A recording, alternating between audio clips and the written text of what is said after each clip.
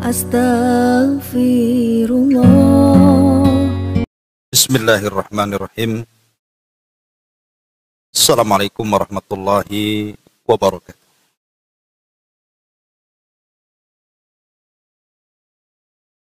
Alhamdulillah. Alhamdulillahilladzi arsala rasulahu bil huda wa dinil haqq liyudhhirahu 'ala ad-dini kullihi wa kafa billahi syahida wa kafa billahi wakila. Ashhadu an la ilaha illallah wahdahu rabbi la syarika lah wa ashhadu anna Muhammadan 'abduhu wa rasuluhu alladzi la nabiyya ba'dah.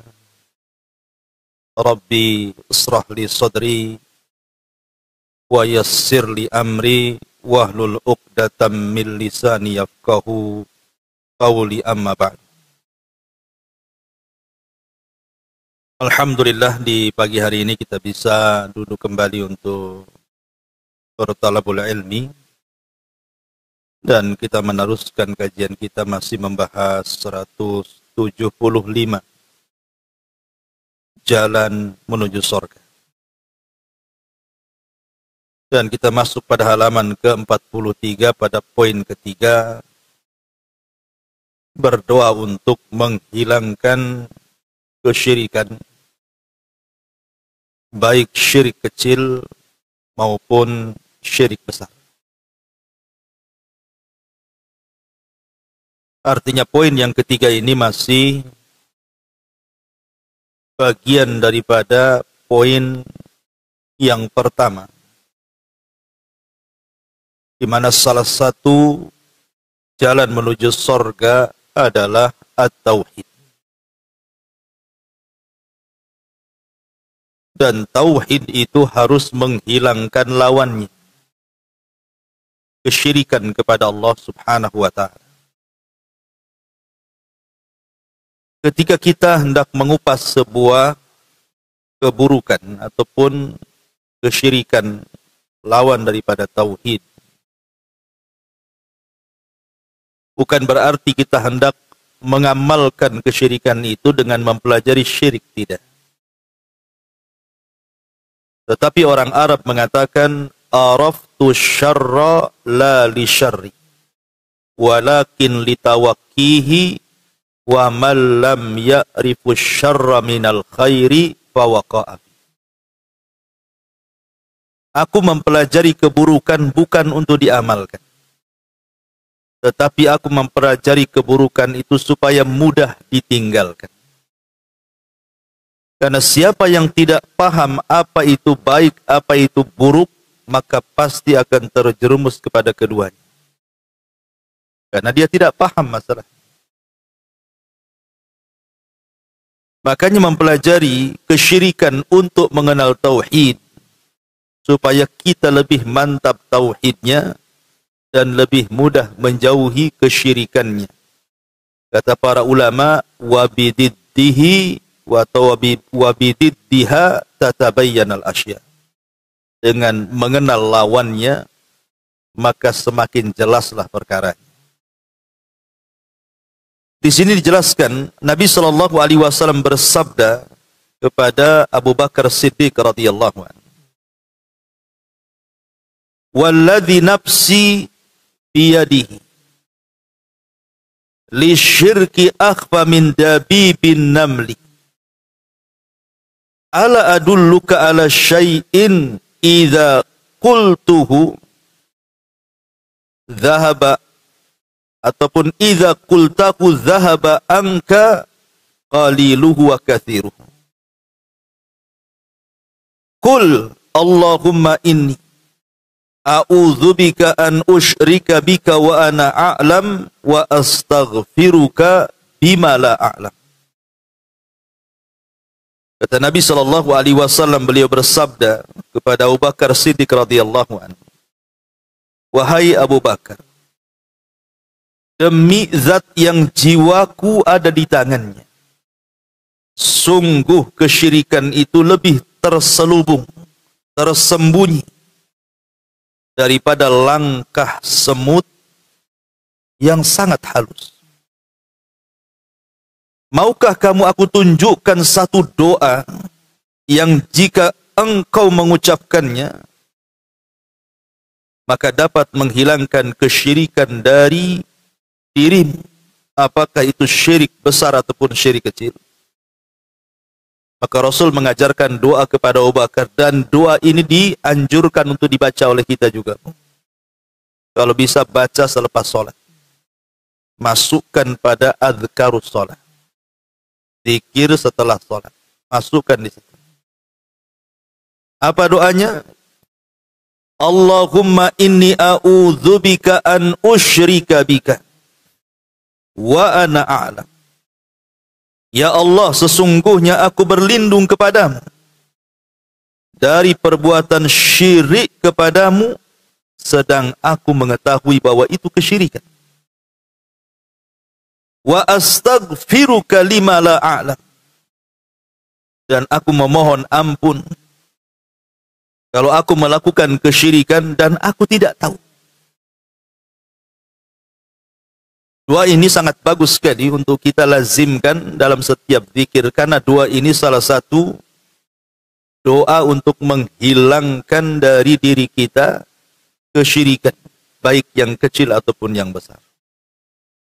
Tentu bukan hanya sekedar doa kan, tetapi juga ada akhdhu bil asbab, mencari sebab untuk menghindar dari kesyirikan.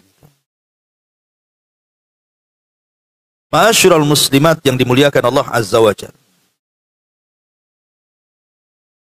Nasihat Nabi SAW kepada Abu Bakar ini, beliau hendak menasihati bahwa di sana ada jenis syirik itu yang lebih halus dibandingkan langkah semut. Ibu kalau semut berjalan, kira-kira dengar nggak? Lagi jalan. Kita nggak dengar kan semut jalan itu. Kalau ibu yang jalan dengar. Apalagi pakai sepatu bakiak, makin dengar lagi. Tapi kalau semut mana bisa dengar, kita kan gerakan dia. Bahkan tahu-tahu ada di atas baju, kapan naik dari kaki. Kalau semut, tahu-tahu ada aja di atas. Tahu-tahu ada di kopiah saya pula. Kapan dia terbang? Artinya ada jenis syirik itu yang lebih halus dibandingkan langkah semut itu. Bahkan dalam riwayat itu langkah semutnya itu bukan hanya sekedar langkah semut. Di batu licin. Di tengah malam. Di kegelapan malam. Gimana cara tahunya? Udah semutnya hitam, batunya hitam, malam-malam pula. Gimana kita tahu? Tapi ada kesyirikan itu yang lebih halus dibandingkan itu. Baik, kita mulai syarahan daripada hadis ini. Ma'asyiral muslimat yang dimuliakan Allah Azza wa Jalla. Sebuah amalan, amalan apapun. Baik amalan lisan, baik amalan badan, baik amalan hati, tidak akan diterima. Kecuali harus didasari dengan ikhlas. Alias tauhid. Dahulu ada seorang sahabat namanya Tamim ibn Aus Ad-Dari. Tamim ibn Aus Ad-Dari ini, Bu, kalau lihat biografinya, dia dulunya tokoh Nasrani dan dia seorang pelaut. Satu hari dia membawa 30 awak kapal untuk berlayar. Tapi Allah takdirkan kapalnya terhempas ombak sehingga tersandar di sebuah pulau yang mengerikan. Rupanya pulau itu disebut Pulau Dajjal. Disitulah Tamim ibn Aus Ad-Dari berjumpa dengan Dajjal. Satu-satunya sahabat yang berjumpa dengan Dajjal langsung itulah Tamim ibn Aus Ad-Dari. Rasul aja nggak pernah berjumpa. Jadi setelah kemudian pertemuan dia dengan Dajjal itu, Tamim ibn Aus tak tahu kalau itu Dajjal. Tetapi setelah diceritakan pertemuan dengan orang yang dirantai dalam sebuah rumah ibadahnya orang-orang Yahudi itu, Baru Rasul menceritakan orang yang kau temui itu Dajjal. Kemudian Rasul SAW mengkisahkan kisah Tamim ibn Aus Ad-Dari kepada para sahabatnya. Itulah hadis yang aneh. Biasanya Rasul menceritakan kisahnya kepada sahabat. Ini Rasul mengambil kisah dari sahabat, diceritakan ke sahabat. Masuk Islamlah Tamim ibn Aus Ad-Dari. Dan jasanya banyak dalam Islam. Salah satunya adalah membuat mimbar bagi Nabi. Dan menerangi masjid Nabi. Karena punya keahlian bisa membuat obor. Teranglah masjid Nabi dengan cahaya yang dibuat oleh Tamim ibn Aus Ad-Dari. Ketika dia masuk Islam, Tamim ibn Aus Ad-Dari ini luar biasa. Dia habiskan waktunya untuk mempelajari Al-Quran. Sehingga lambat laun terkuasailah Al-Quran. Dan dia satu di antara sederetan sahabat yang hafal Quran dan menguasai Al-Quran. Dan setiap malam tidak pernah meninggalkan Qiyamul Lail. Setiap malam tidak pernah meninggalkan membaca Al-Quran. Sehingga masyhur sholatnya. Dan masyhur membaca Qurannya. Jadi adalah orang yang ingin menanyakan soal ibadahnya Tamim ibn Aus Ad-Dari tentang solatnya. Jadi ada orang datang kepada Tamim ibn Aus Ad-Dari mengatakan, "Kaifa salatuka ya Tamim? Bagaimana solatmu? Kok kamu bisa melakukan solat selama itu setiap malam? Kok enggak punya lelah, letih, kok bisa khusyuk?" Macam-macam ditanyakan. Bukannya dijawab, Bu, marah dia. Faghadibat Tamim, Tamim pun marah. Kemudian dia mengatakan kepada orang yang bertanya ini, "Wallahi demi Allah, la raq'atun atau la raq'atan usalliha fi jawfil laili fi sirrin ahabbu ilayya min an usalliya kullahu thumma aqussuhu 'alan nas." Katanya. Demi Allah, kata Tamim ibn Aus Ad-Dari, seandainya aku melakukan satu rakaat salat saja di tengah kegelapan malam, orang tidak ada yang tahu kecuali Allah, itu lebih aku sukai dibandingkan aku sholat entah berantah berapa kali, ya mungkin ribuan rakaat. Setelah aku sholat ribuan rakaat, tiba-tiba aku ceritakan pula kepada orang. Mustahil aku ceritakan sholatku. Tuh, lihat, ini namanya orang ikhlas, Bu.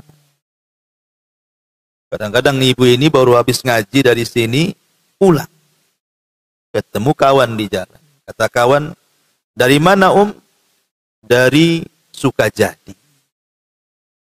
"Ngapain ke Sukajadi?" "Ngajilah.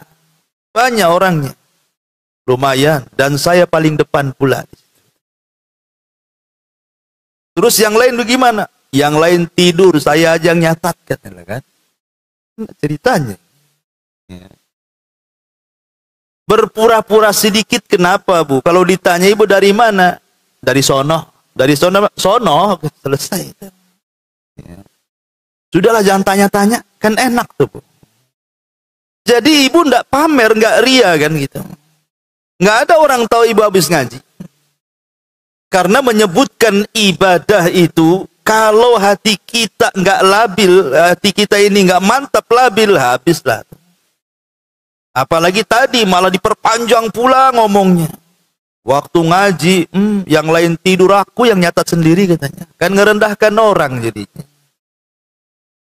Kalau ibu ngomong begitu, Bu, masih bagus yang tidur daripada ibu yang ngomong orang lain tidur. Kenapa? Karena yang tidur tak punya dosa. Ibu punya dosa gibah orang. Itu kan gibah orang namanya. Terutama si Anu tuh, wah itu tidurnya kenceng. Makin gibah lagi kan. Jadi pulang dari pengajian gak dapat apa-apa, dapat gibah saja, gibahin orang tidur. Lah, Bagaimana Tamim ibn Aus Ad-Dari ini marah. Maka kalau bisa sebisa mungkin biasakan menyembunyikan sebuah amal. Itu namanya ikhlas. Dahulu ada seorang khalifah, seorang penguasa. Orangnya suka pamer. Oh, pamer luar biasa. Kalau dia melakukan sesuatu itu, kalau bisa dipuji orang, didengarin orang, dan kalau bisa mendapatkan pujian-pujian yang menyenangkan. Itu khalifah. Satu hari khalifah ini, dia ada rencana untuk membuat masjid. Masjid yang sangat megah. Dan keinginannya masjid itu kalau sudah jadi, nanti dia akan buat pelang nama masjidnya nama dia. Dan dia tidak boleh menerima sumbangan atau tidak mau menerima sumbangan dari luar. Pokoknya ini masjid-masjid saya yang bangun, kalau sudah jadi ya nama saya di situ. Tapi kan niatnya sudah nggak bagus, ingin pamer. Akhirnya dikumpulkanlah para pekerjanya. Kemudian dirancang masjidnya seperti apa, besarnya seperti apa. Proyeknya besok mulai pembangunan peletakan batu pertama. Dikerjakanlah masjid itu. Besar, megah. Ketika sudah jadi masjid itu, tinggal naruh pelang saja. Maka mulailah diresmikan masjid itu. Kemudian dia mengatakan kepada pembantunya, pesankan pelang, kasih nama saya, tancapkan depan masjid. Akhirnya sama pembantunya dibuatkanlah pelangnya, nama dia, kemudian ditaruh depan masjid. Sang khalifah ini tiba-tiba malamnya tertidur, mimpi dalam tidurnya. Apa mimpinya, Bu? Pelangnya dicabut orang. Kemudian digantikan nama, bukan nama dia, tapi nama seorang wanita tua. Seperanjatlah ini khalifah ini. Besoknya dia panggil pelayannya itu. Kau berangkat ke masjid sana. Lihat pelangnya itu masih atas nama saya atau bukan? Dilihat rupanya tak ada yang berubah, masih atas nama khalifah. Tenanglah sang khalifah. Beberapa malam berikutnya mimpi lagi, mimpi pula sama mimpinya. Berseri pula tuh mimpi itu. Sama tuh mimpinya. Katanya pelangnya dicabut, diganti pula dengan pelang orang namanya seorang wanita tua. Bangun dia lagi, gelisahlah dia. Dia bilang sama pelayannya, tengok kok ke masjid itu. Masih atas nama saya itu bukan, katanya. Ditengok tak ada yang berubah. Sampai 3 kali mimpi. Tapi namanya mimpi kan begitu kan. Ya tetap aja nggak ada yang berubah nama-nama dia. Cuman masalahnya, kenapa mimpinya sama? Dari situ dia terngiang nama wanita yang dipelang itu. Dia bilang sama prajuritnya, aku sudah bermimpi seperti ini. Tolong cari wanita namanya Fulanah bintu Fulan. Saya ingin tahu siapa orangnya. Jangan-jangan dia memasukkan hartanya ke masjidku, katanya. Aku kan sudah katakan tidak boleh menerima sedekah. Ini masjid-masjid saya sendiri. Dicari wanita itu. Ketemu pula wanita itu. Sudah tua. Ini wanita ini ketakutan karena yang manggil khalifah masalahnya. Ditanyalah kemudian oleh sang khalifah itu. Wahai ibu, ibu tahu enggak? Ini masjid siapa? Kata ibu, ini yang masjid dirimu, masjid sang khalifah. Pernah enggak kau memberikan sesuatu, mungkin kalau bahasa kita mungkin semen 1 sak, atau mungkin bata 1 lori, atau mungkin besi 1 lonjor, kau berikan ke pekerjaku, katanya. Kata wanita tua ini, boro-boro, makan aja sulit, mau ngasih semen pula. Nggak ada. Bahkan saya suka berlalu lalang di masjidmu dan saya takjub karena masjidmu besar, megah, mewah. Tidak ada masjid di kerajaan ini semewah masjidmu. Akhirnya sang khalifah terus mendesak-desak. Wanita ini nggak ngaku, memang nggak pernah nyumbang sedikit pun. Kata sang khalifah, tolonglah ingat-ingat. Berapa jumlah hartamu yang kau masukkan ke masjid? Ku ganti semuanya. Wanita ini memang nggak pernah nyumbang. Tapi kata wanita ini teringat, begini Tuhan, aku tidak pernah nyumbang loh, walaupun sedikit pun. Tapi aku sering jalan-jalan ke depan masjidmu. Pernah satu hari katanya, aku lihat ada seekor kuda. Kakinya terikat. Dia ingin minum.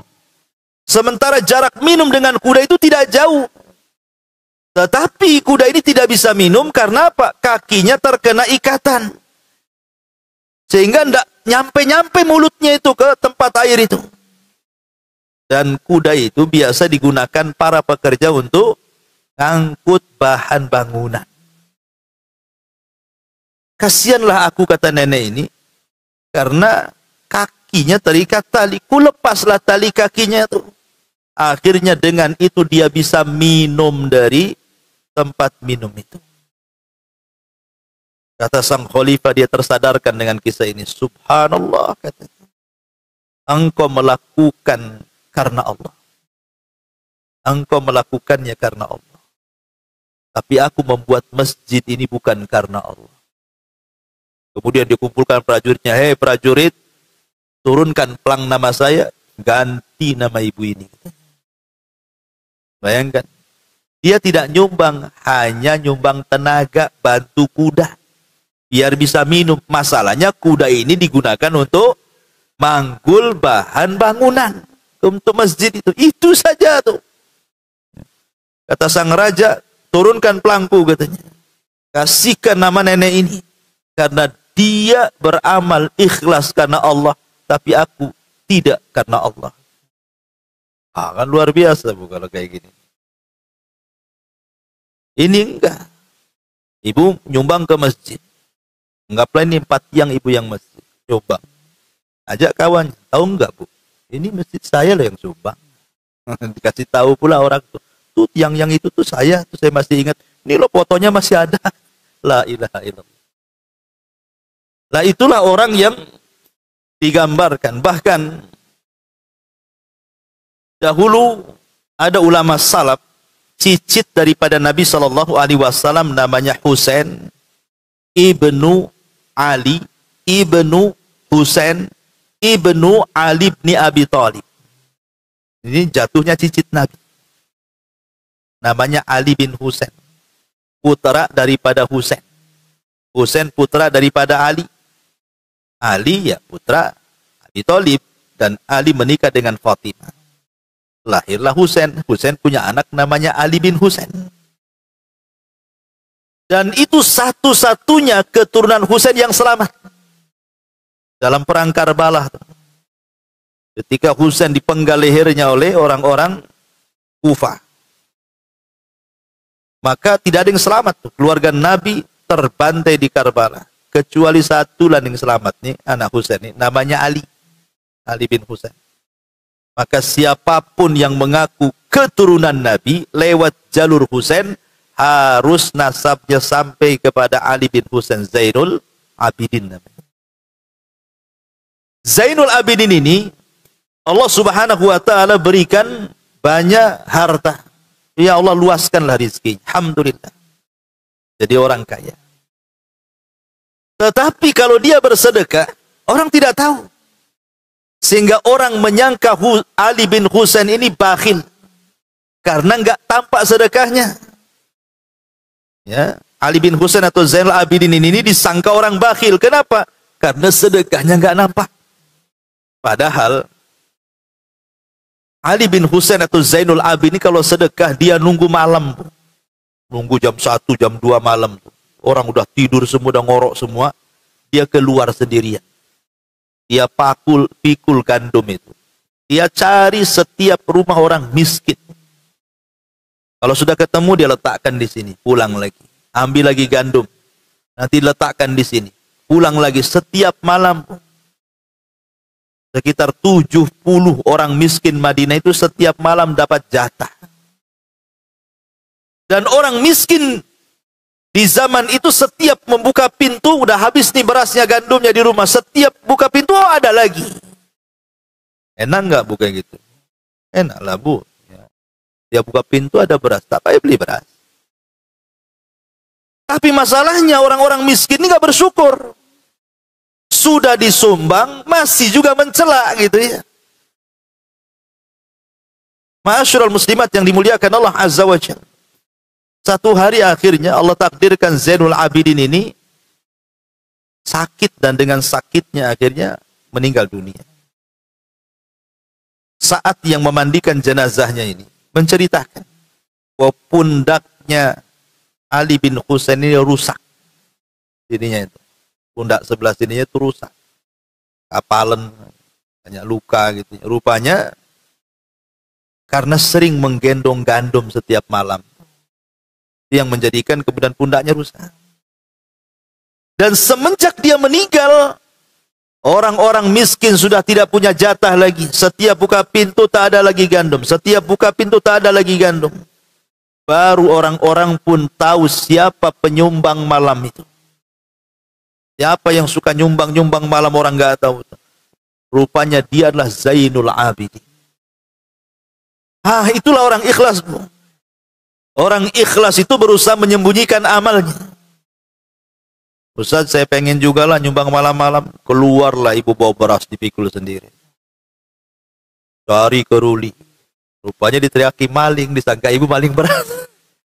Jangan, ya jangan niru-niru. Cari yang cara lain saja. Dulu ndak ada transfer. Sekarang pakai transfer aja malam-malam. Orang nggak tahu. Jadi begitulah Zainul Abidin itu mencontohkan bagaimana ikhlas itu seperti apa. Jangan sampai ibadah itu kemudian ria, dipandang manusia, akhirnya capek-capeklah kita beribadah. Karena ada satu ayat saya bacakan.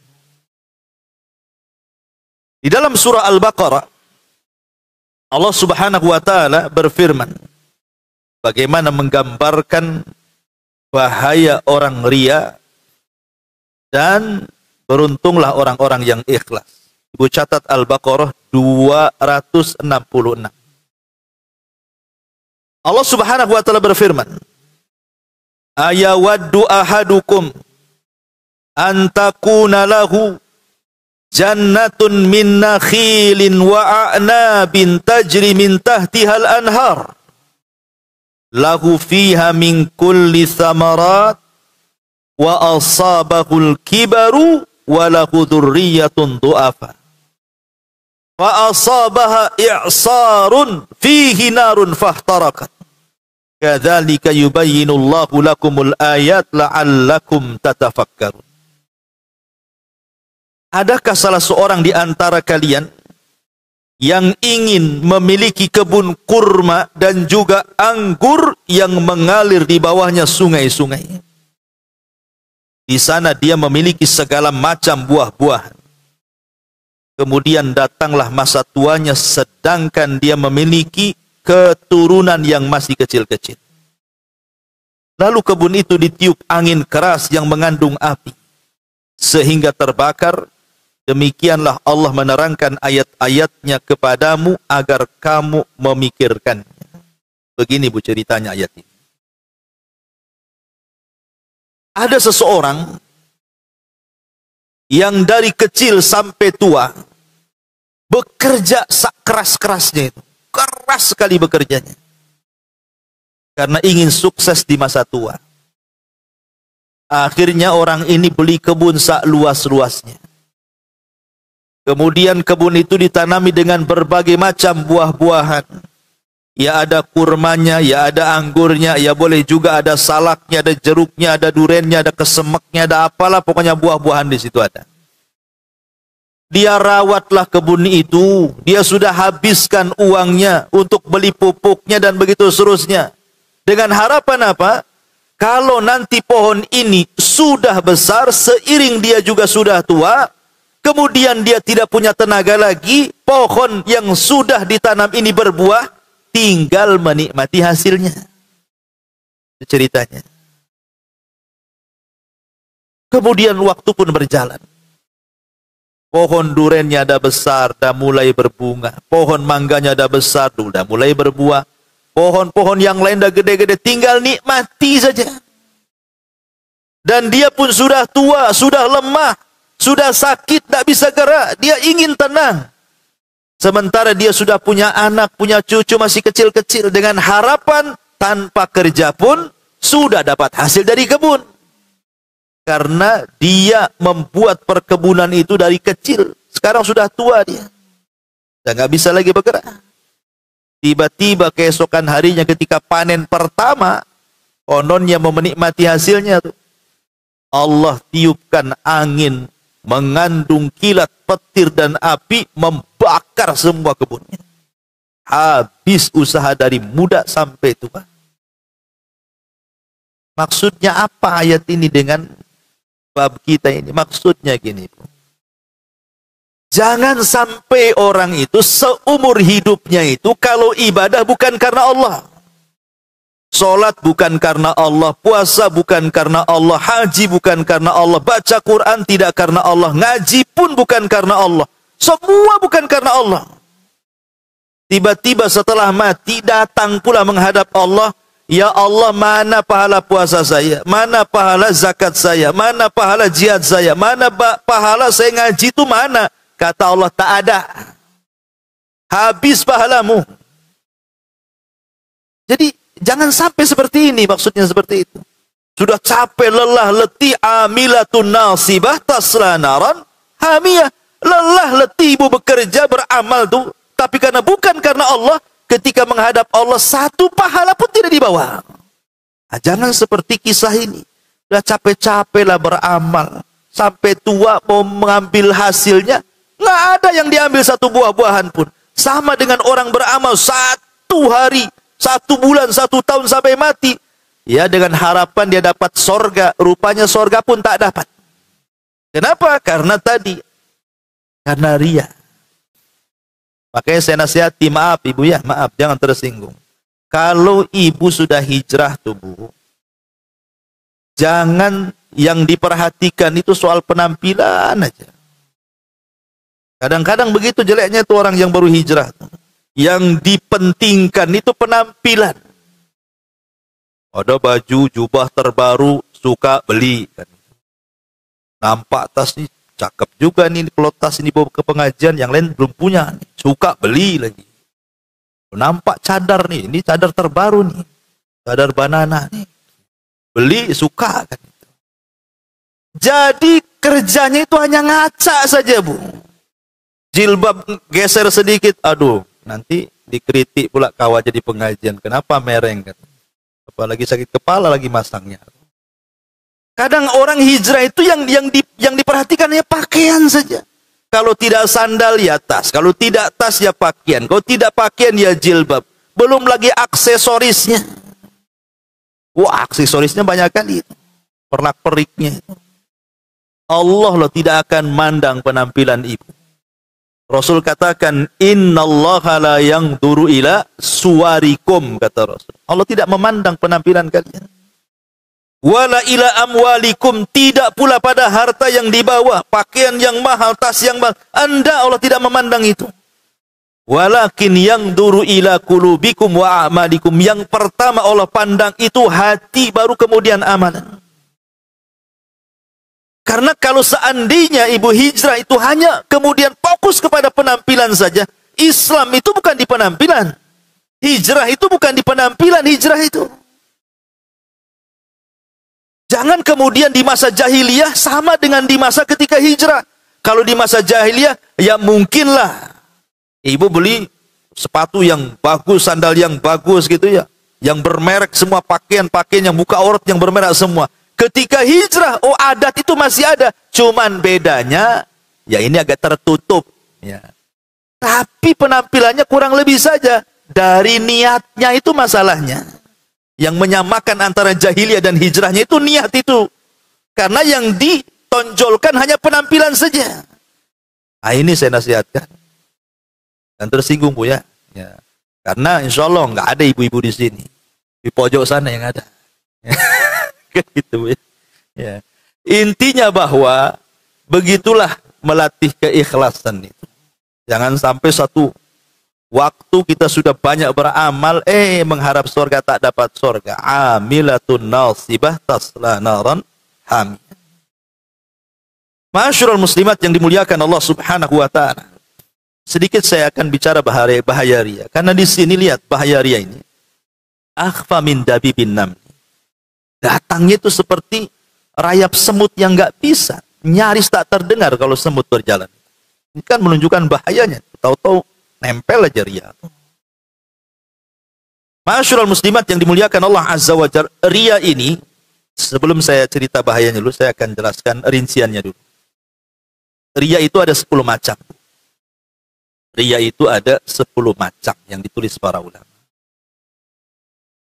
Yang pertama ada namanya ar-riya'u as-sarihu. Riya yang soreh, yang jelas. Tidak samar itu. Itu riya jelas namanya. Tidak ada samar-samarnya itu. Seperti apa?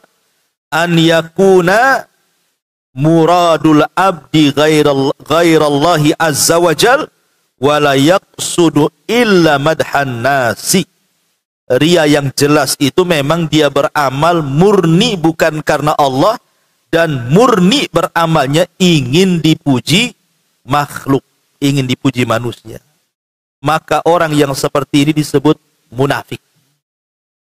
Ya, kalau ibu kemudian memang nggak ada niat ngaji, memang dari rumah itu niatnya ibu pengen riya saja. Makanya penampilannya harus bagus, cantik gitu ya. Tasnya harus bermerek.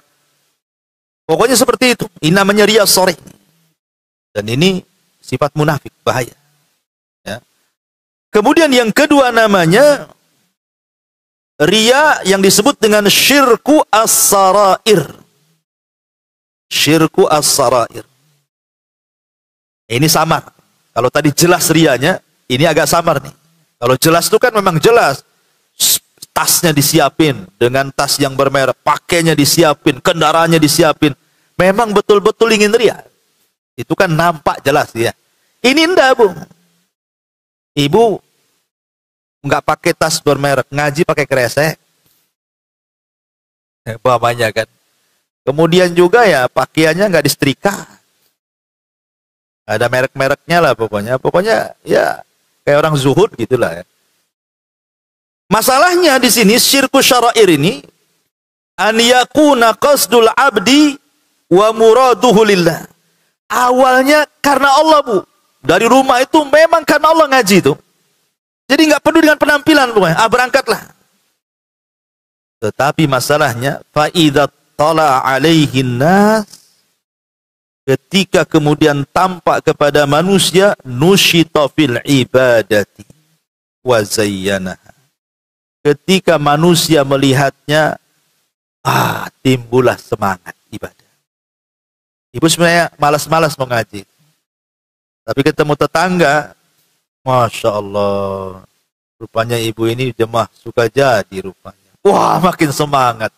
Itu kan, ketika sudah tersenggol pujian orang, ya, yang tadinya biasa-biasa saja, makin tegak lah. Oh iya, cepet saya buru, cepet-cepet nih, Ustaz Abu Merah ini, dia 7:30 datang dia. Biasanya jam 9 dia datang.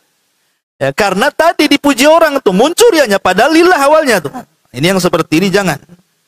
Ya, seperti orang sholat Allahu Akbar, awalnya nggak ada masalah. Ketika kemudian mulai di sampingnya ada orang, mulailah dilamain sholatnya. Mulai kemudian bacanya dihalus-halusin, dibagus-bagusin. Nah, itulah namanya riya as-sarair. Awalnya karena Allah, muncul pula riya. Itulah yang disebut min dabibin namal itu. Yang disebut dalam hadis yang kita bahas. Tahu-tahu ada saja riya itu. Padahal awalnya nggak karena riya. Tahu-tahu kok muncul riya ini. Nah, itulah lebih halus dibandingkan jalan semut itu. Tahu-tahu ada namanya. Kemudian yang ketiga, ar-riya'ul khafi. Ada namanya riya al-khafi. Apa riya khafi itu? An yakhlusal abdul ibadata lillah. Fa'arafan nas dzalika famadahu fasakana qalbu. Ibu ibadah lillahi ta'ala, Bu. Ibu sedekah karena Allah, sholat karena pokoknya tidak adalah memang betul-betul niatnya karena Allah. Begitulah ibu kesehariannya. Sudah bertahun-tahun lah seperti itu kebiasaan ibu. Namanya ibu suka sedekah terus sampai mungkin 10 tahun. Ya, udah jadi kebiasaan sedekah bagi dia, udah nikmat sedekah itu, memang betul-betul ikhlas. Entah kenapa, tiba-tiba kemudian ada orang yang bercerita soal ibu. Mungkin ibu tidak dengar langsung, ada yang menyampaikan. Oh gini, Om, tadi saya ketemu Ustaz Abu Humairah. Kenapa emang? Cerita rupanya ibu ini tukang nyumbang ke pesantren. Tenang.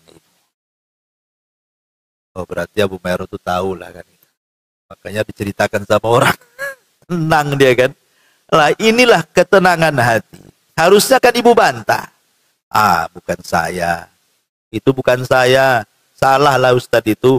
Harusnya kan begitu Bu. Ya, ketika ibu tenang, apalagi kemudian asik mendengarkan, terus Ustadz ngomong apa lagi? Cuman gitu aja ya. Subhanallah kan. Ah ini namanya syirkul khafi. Syirik khafi, terselubung. Ini hati-hati. Ini ria yang terselubung. Kalau tadi ria yang sifatnya rahasia. Kemudian yang nomor 4 namanya ria al-badani. Ria dalam jenis badan.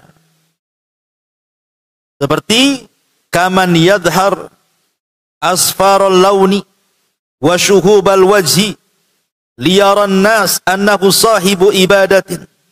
Menampakkan badan dia. Ya, menampakkan badan dia seolah-olah dia ahli ibadah. Seolah-olah ahli ibadah.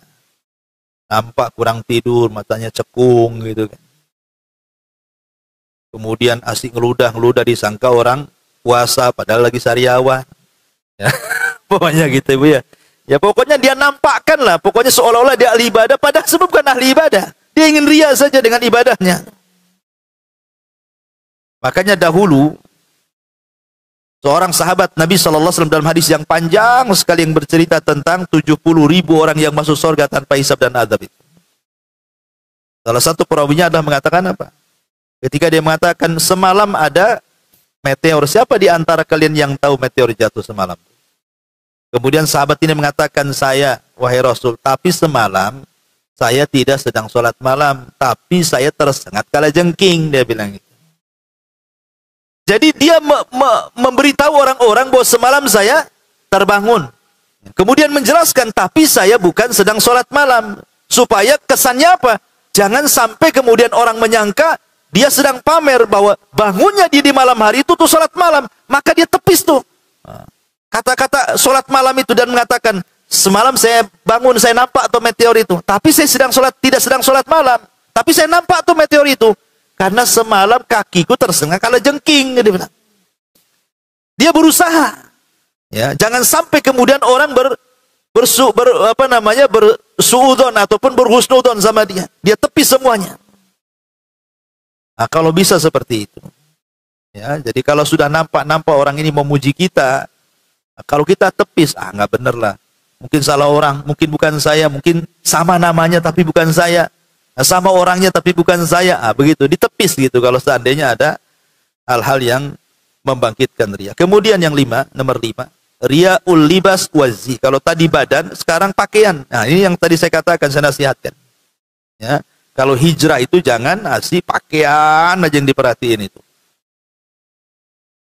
Kemudian yang nomor 6, riaul qauli. Ria dalam bicara.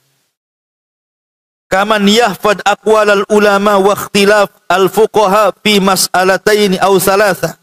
Fa idza jalasa fi majlisin iftataha huma liyubayyana lin-nas annahu 'alimun bi ikhtilafil fuqaha mulimun bi aqwalil ulama. Ini ulama mencontohkan seperti namanya orang yang memang dia thalabul ilmi. Dia hafallah perkataan-perkataan, pendapat-pendapat para ulama itu. Apabila dia duduk di majlis, maka dia seolah-olah alim, dia menyebutkan ini pendapat Syafi'i, pendapat ini, pendapat ini, pendapat ini. Tapi tujuannya bukan ngasih ilmu, hanya ingin pamer kalau dia itu hafal pendapat-pendapat itu, gitu maksudnya. Lah kalau urusan ilmu seperti ini saja, ini bisa menjadikan ria, Bu. Apalagi ibu pamer soal keluarga. Ini masalah ini saja bahaya. Apalagi masalah keluarga, nggak ditanya cerita anaknya. Alhamdulillah, anak saya ada di Jakarta. Kan ibu nggak ditanya anaknya, kenapa cerita anak? Kita ini lagi cerita ngaji, kok lari ke anak pula? Ya. Alhamdulillah anak saya begini-begini. Alhamdulillah, pokoknya memuji dia saja dan keluarganya. Ya, yang kawannya bengong aja kan itu. Jadi hal-hal yang seperti ini jauhi. Kemudian yang nomor 7, ar-riya'u bil ashab wa zairin. Riya bil ashab wa zairin. Riya dengan memuji mungkin gurunya, mungkin temannya, ya. Tetapi dalam rangka sebenarnya dia ingin memberitahu kepada orang bahwa dia itu sedang riya sebenarnya. Seperti dia mengatakan, barusan tadi pagi saya ziarah ke pesantren Anu, ketemu saya sama Ustadz Anu, sama Kiai Anu, kan. Sebenarnya dia ingin mengatakan bahwa, tuh lihat saya dekat dengan ulama loh, kamu enggak, cuman enggak ngomong begitu. Cuman dia bilang, ya saya ziarah ke sana. Kalau dia mau ngomong itu seolah kamu itu jauh dari ulama, saya dekat gitu. Maunya begitu, cuman bahasanya beda. Kan kayak gitu tuh bahaya, Bu. Bahaya seperti itu. Samalah dengan seandainya ini kan dari perkataan mafhum mukhalafah namanya ya. Seperti ibu kalau memuji suami orang, ya, dipuji-puji luas semua orang tuh. Bang, kalau bisa kayak suami tetangga tuh, tengok rajin kali, pagi-pagi udah bangun, abang pula tidur ngorom jam 8 baru bangun. Ini sama dengan ibu katakan apa? Kalau bisa suami saya dia, bukan kamu gitu. Cuman ngomongnya nggak gitu, muji suami orang, gitu maksud. Kurang lebih kayak gitu, Bu. Ya. Itu namanya mafhum mukhalafah. Lah ini juga sama, riya dengan menggunakan mafhum namanya. Bahaya, ya. Ini bagian riya juga. Kemudian yang nomor 8, ar-riya'u bidhammin nafsi. Riya tapi dengan mencela diri sendiri, Bu, tapi tujuannya riya. Kesannya tawadhu, tapi ibu sedang riya. Ya saya sih ya orangnya gimana gitu ya. Gimana-gimananya. Dia mencela dirinya tapi dalam rangka riya, sok-sok tawadhu loh bahasa kitanya itu, merendah gitu ya. Kalau saya tidak bisa sih. Nah, maksudnya itu seolah-olah dia ingin mengetahui biar dia tahu saya ini orangnya tawadhu. Padahal sedang menghinakan dirinya sebenarnya dia. Kan ada orang yang merendah itu supaya sebenarnya orang ini orang baik. Buktinya dia orangnya tawadhu. Dia tidak sedang tawadhu, dia sedang riya sebenarnya. Jangan suka ngerendah-rendahkan diri hanya untuk dipuji orang. Kemudian yang nomor 9, mahabbatu tauqirin nasi lahu. Suka kalau seandainya dihargai manusia.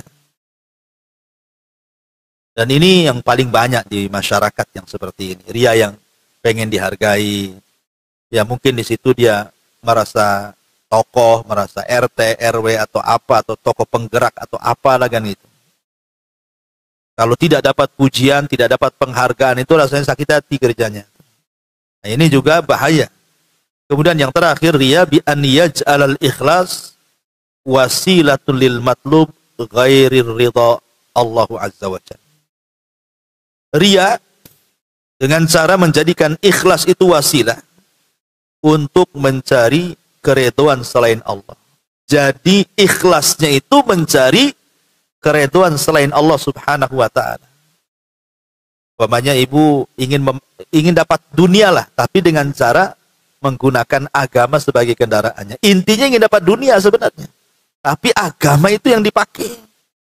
Itu mengejar dunia dengan cara menggunakan paket agama. Nah, ini namanya rincian-rincian riya. Baik, kita masuk pada bahayanya. Ma'asyiral muslimat yang dimuliakan Allah Subhanahu wa taala, bahaya riya ini luar biasa. Yang pertama, riya ini bisa merusak semua amalan kita. Lain asyrakta la yahbatanna amaluka wa la takunanna minal khasirin. Kata Allah Subhanahu wa taala, jika engkau melakukan kesyirikan, lebur habis semua amalanmu di hadapan Allah. Bahkan nanti pada hari kiamat, Allah Subhanahu wa taala akan memanggil orang-orang yang riya itu di hadapan Allah. Jadi orang-orang yang ria, orang-orang yang sum'ah, semua dipanggil di hadapan Allah. Kemudian Allah Subhanahu wa taala katakan kepada orang ini, kepada orang-orang ria di dunia ini, "Ungzuru hal tajiduna indahum jaza." Kamu kan di dunia beribadah bukan ingin dipuji saya, kata Allah. Tapi kamu di dunia ingin dipuji si Anu dari hamba saya. Sekarang aku kumpulkan kalian. Minta sorga sama si Anu. Jangan minta sorga sama saya, kata Allah. Kan kamu beramal bukan untuk saya, tapi beramal untuk dia. Minta sama dia lah balasannya. Coba bayangkan. Kenapa Allah sampai ngomong begitu? Ini menunjukkan kemurkaan, Bu. Kalau saya boleh analogikan, Bu, seperti ini. Umpamanya, ibu punya kebun. Kemudian, ibu buka lowongan kerja. Siapa yang mau jadi tukang kebun saya? Saya gaji 1 bulan 5 juta atau 10 juta. Tapi rawat kebun saya. Saya kasih modal beli bibit. Saya kasih modal beli pupuk. Saya kasih modal untuk perawatan. Termasuk saya buatkan rumah kamu di situ. Kamu jangan pergi. Kamu pokoknya enak. Makan 3 kali saya tanggung. Gaji tidak akan berkurang. Tapi rawat kebun saya. Nanti kalau sudah berhasil, nih buah-buahan antar ke rumah. Akhirnya deal or no deal? Deal. Dapatlah pekerja.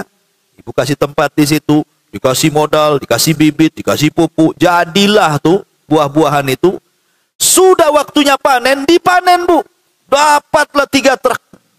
Masalahnya 3 truk buah-buahan itu tidak diantar ke rumah ibu. Diantar ke rumah tetangga. Sakit hati nggak, Bu? Sakit lah. Sakit itu di sini, Bu. Aku yang punya kebun, aku yang biayai, aku yang punya buah-buahan, sudah berhasil dikasih tetangga pula. Ini kebun siapa? Emang kebun tetangga? Ini kan kebun saya, kan begitu. Itu sama seperti itu. Allah sudah baik sama kita, menciptakan kita, kasih rizki, kita kasih kesenangan macam-macam. Harusnya Allah minta syukur, kita beribadah kepada Allah, dikasih pula kepada orang lain. Apa nggak murka Allah tuh? Kurang lebih seperti itu. Atau mamanya ibu punya usaha, anggaplah buat kue gitu ya. Akhirnya ibu kemudian cari karyawan. Siapa yang mau jadi pekerja saya? Saya. Berapa gajinya? Saya gaji kok 10 juta sebulan. Kerjamu hanya buat kue saja. Nih saya kasih alat-alatnya, nih kasih adonannya, nih semuanya saya kasih. Kok hanya kerja saja? Akhirnya dia kerja-kerja, jadilah kue banyak. Ketika sudah jadi kue, bukan diantar ke ibu yang punya usaha, ke orang lain pula gitu. Bukan salah alamat, tidak. Memang sengaja. Kan ada orang yang sudah paham bahwa ibadah itu memang harus diberikan kepada Allah, kan? Tapi dia sudah tahu bahwa itu harus tauhid. Tetap aja diberikan kepada selain Allah. Apa enggak murka yang punya usaha itu? Lah, itulah Allah Subhanahu wa ta'ala. Atau mungkin analogi yang lebih dalam lagi. Ibu punya anak. Ibu yang lahirin, ibu yang besarin, ibu yang nyekolahin sampai SD, SMP, SMA. Kuliah S1, S2, S3, doktor, profesor, Bu, sampai mentok dengan lagi titel tuh. Berhasillah dia bekerja. Akhirnya jadi miliarder. Waktunya dia berbuat baik sama orang tua, harusnya. Dia kirimlah hasil kerjanya itu, tapi bukan ke rekening ibu. Ke rekening tetangganya. Apa nggak sakit ibu ini? Ini anak-anak saya nyekolahkan kok dia malah berbuat baik kepada orang. Begitulah Allah Subhanahu wa ta'ala, walillahil matsalul a'la. Maka di sini Allah Subhanahu wa ta'ala akan murka di sini. Kemudian juga di antara bahaya daripada ria ini. Ria ini menyebabkan azab Allah Subhanahu wa ta'ala. Ingat hadis tentang 3 orang, Bu, yang semua orang yang pertama kali disentuh api neraka. 3 orang yang pertama kali disentuh api neraka. Siapa mereka? 1, Bu, gak kira-kira tuh amalannya, mati syahid. Ya. Yang kedua, pakar Quran. Bertahun-tahun dia ngapal Quran, dia pelajari tafsirnya, sampai dia pakar Quran. Kemudian yang ketiga, orang yang sedekah triliunan. Banyak disedekahkan. Ini kan amalan-amalan yang tidak semua orang bisa, kan, Bu? Siapa yang bisa orang mati syahid? Gak semua perang itu bisa dilakukan orang. Karena perang itu butuh keberanian. Kalau orang tidak berani, Bu, jangan lagi cerita dengar letupan pistol petasan aja takut. Ya, kalau orang nggak berani itu. Kemudian siapa yang kemudian menghabiskan waktunya untuk belajar Quran sampai kemudian habis di situ waktunya kan? Nggak semua orang bisa nongkrongi Quran, dihafalnya, dipelajari tafsirnya, dan nggak semua orang juga ahli sedekah. Apalagi sampai miliaran triliunan kan? Tapi 3 orang yang sudah luar biasa ini, justru mereka itu pula yang disentuh api neraka pertama kali sebelum yang lainnya. Alasannya apa? Karena ibadah mereka bukan karena Allah. Syahidnya karena ingin dianggap pahlawan. Sedekahnya karena ingin dianggap dermawan. Kemudian baca Qur'annya, belajarnya, karena supaya orang-orang menganggap dia seorang alim, seorang ulama. Kalau seandainya ibadah-ibadah besar saja yang syahid tumbang pahalanya, kemudian yang sholat malam yang ahli ahli sedekah juga tumbang, kemudian yang ahli Quran tumbang, macam mana perkara-perkara lain, Bu? Yang seperti ini tumbang gara-gara riya. Apalagi perkara-perkara kecil lebih tumbang lagi lah gara-gara riya. Lah makanya kenapa riya ini memang ibadah yang luar biasa. Ya Bu, ini waktu juga ya. Karena saya ada khutbah Jumat cukup jauh tempatnya, bahasanya masih panjang, tapi inti daripada yang kita bahas siang hari ini, di antara jalan dari 175 jalan menuju surga adalah ikhlas. Ikhlas, dan lawan daripada ikhlas itu adalah riya. Itu poin yang ketiga dari kitab ini. Wallahu a'lam bishawab. Tidak ada tanya jawab ya. Kalau nanti lain kali aja. Saya buru-buru. Subhanallah hamdika asyhadu an la ilaha illa anta astaghfiruka. Masih ada? 1-2 aja ya.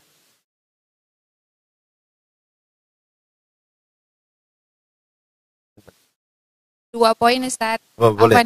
Saya pernah bacakan di dalam hati seseorang itu pasti ada riya walaupun sedikit gitu. Maksudnya ada mengikut di dalam diri seseorang itu Ustaz. Nah, jadi perkara riya ini yang bisa membatalkan ibadah itu riya yang seperti apa Ustadz gitu. Maksudnya ibadah itu terbatalkan karena riyanya yang sebatas apa gitu.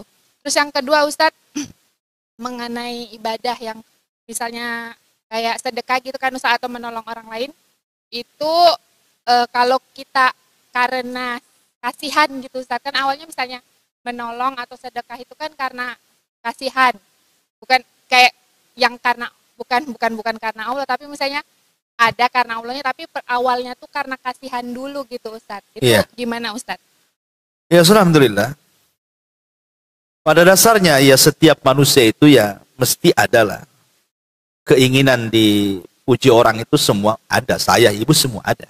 Karena fitrah manusia itu zuyyina linnas hubus syahwat. Manusia itu dihiasi karena cinta syahwat. Syahwat ingin dipuji, syahwat. Semua manusia ada. Nggak mungkin tidak ada. Ya kalau tidak ada, matilah hatinya. Kan? Mesti ada. Dan dari adanya itulah tersyariatkan sebuah ibadah yang disebut dengan mujahadah. Justru kalau tidak ada mujahadah. Tapi dengan adanya riya dalam hati itu, timbullah ibadah yang disebut mujahadah. Sungguh-sungguh melawan. Maka mujahadah itu ibadah. Melawan riya. Ya, dengan cara apa? Salah satu wasilahnya doa ini yang diajarkan Rasul kepada Abu Bakar. Allahumma inni a'udzubika an usyrika bika wa ana a'lam wa astaghfiruka bima la a'lam. Contohnya ini. Ada mujahadah di situ. Sungguh-sungguh ingin melawan. Ya. Tetapi riya yang membahayakan itu, kalau seandainya pertama memang awal ibadahnya riya, itu membahayakan. Kalau sudah awal ibadahnya riya, tengahnya ikhlas, nggak diterima ibadahnya. Tetapi kalau seandainya awalnya ikhlas, di tengah-tengahnya riya, maka lihat apakah di akhirnya riya atau tidak. Kalau awalnya ikhlas, tengahnya riya, akhirnya ikhlas, maka riya di tengah-tengah tidak membahayakan. Tapi kalau awalnya ikhlas, tengahnya riya, akhirnya pula riya, maka ini membahayakan riya seperti ini. Intinya, perhatikan riya itu awal dan akhir. Jangan awal riya, tengah ikhlas, akhir riya. Ini zigzag yang salah ini. Tapi yang betul itu awalnya ikhlas, tengahnya ikhlas, akhirnya ikhlas. Kalaupun tengahnya ikhlasnya tergoyahkan dengan riya, yang penting akhirnya. Al-a'mal bi khawatimiha. Yang penting amal itu di akhir. Baik ini. Yang kedua soal latihan sedekah. Ya memang harus dilatih. Terkadang memang, kadang kita ini beramal awalnya karena manusia. Tapi kita lawanlah tuh. Sebagaimana Imam Syafi'i mengatakan, tolabtul ilma li ajli dunia wa ya'bal ilmu illa an yakuna lillah. Dulu aku belajar, kata Imam Syafi'i, awalnya karena dunia. Tapi dengan lamanya aku belajar, rupanya ilmu tidak bisa dicari kecuali karena Allah. Karena Imam Syafi'i itu waktu kecil-kecil, dia itu kan orang miskin, Imam Syafi'i. Jadi kalau belajar itu cari panti asuhan yang gratis. Jadi ini pondok pesantren gratis masuk situ. Kan awalnya kan cari gratisan kan? Karena dunia tuh. Awalnya Imam Syafi'i itu cari pondok gratisan. Tapi setelah pintar jadi ulama besar, baru dia mengatakan wa ya'bal ilmu illa an yakuna lillah. Rupanya ilmu tidak bisa dicari kecuali karena Allah. Awalnya nggak apa-apa, seperti itu latihan, lama-lama kemudian ikhlas. Memang kalau nggak dilatih kan nggak bisa, memang harus dilatih kan, itu memang berat kan. Jangankan sedekah semua ibadah, sholat malam, umpamanya kan berat bu. Tapi jangan langsung ke sholat malamnya ibu latih. Nggak pernah sholat sunnah sama sekali, langsung ingin latihan sholat malam, bangun tengah malam bu. Bukan begitu latihannya. Tetapi latihannya mulai dari sholat sunnah di siang hari dulu. Ya, yang mudah-mudah dulu lah sholat duha siang-siang. Ya kan, sholat tahiyatul masjid. Kalau semua sholat sunnah ibu di siang hari bisa dilakukan, insya Allah kalau menginjak ke sholat malamnya agak mudah karena sudah terbiasa di siang hari. Jangan pula ngaku aku rajin sholat malam, tapi sholat siang tak ada. Mana ada orang ngaku kayak gini? Siang-siang bolong mudah bangun aja, tidak bisa sholat. Malam pula yang susah bangun kok ngaku sering sholat. Gimana, dari mana ceritanya? Jadi latih itu yang mudah dulu. Ya, sebab sedekah pun kalau langsung 1 miliar apa enggak sok bu? Ya sedikit dulu kan itu. Latihan. Kayak ibu ke pasar. Latihan sedekah di pasar bu. Umpamanya ibu nampak nih jual kangkung ini, kasihan nih. Tahu itu orang miskin lah, tuh tahu saya rumahnya orang susah. Udah tahu dia susah, ibu pun tahu dia susah. Apa salahnya bu? Pura-pura belilah 1 ikat kangkung, 2 kangkung gitu kan. Nah, kemudian ibu kasih dah lebih, mungkin harganya 10.000, ibu kasih 100.000. Nah ambil aja. Nah, kan itu enak bu. Tapi jangan ada kamera tersembunyi bu. Itu lagi ngeprank namanya. Buat konten namanya ya. Nah, ya memang betul-betul ikhlas latihan seperti itu. Mungkin ya ambil aja. Jangan pula jadi orang bakhil. Harga kangkung itu 99.000. Berarti masih ada kembalian 1.000 kan bu? Ditunggu yang 1.000 itu sama ibu. Apa enggak stres pedagang itu nyari uang kembalian 1.000 tuh? 1 jam keliling 1 pasar dia. Gara-gara 1.000 ibu tuh. Ya jangan. Maksudnya kan ada latihan juga di situ. Baru setelah terbiasa jadi luar biasa. Ya, wallahu a'lam. Sekira cukup. Subhanallah bihamdika, asyhadu an la ilaha illa anta astaghfiruka wa atubu ilaik. Allahu ta'ala. Assalamualaikum warahmatullahi wabarakatuh.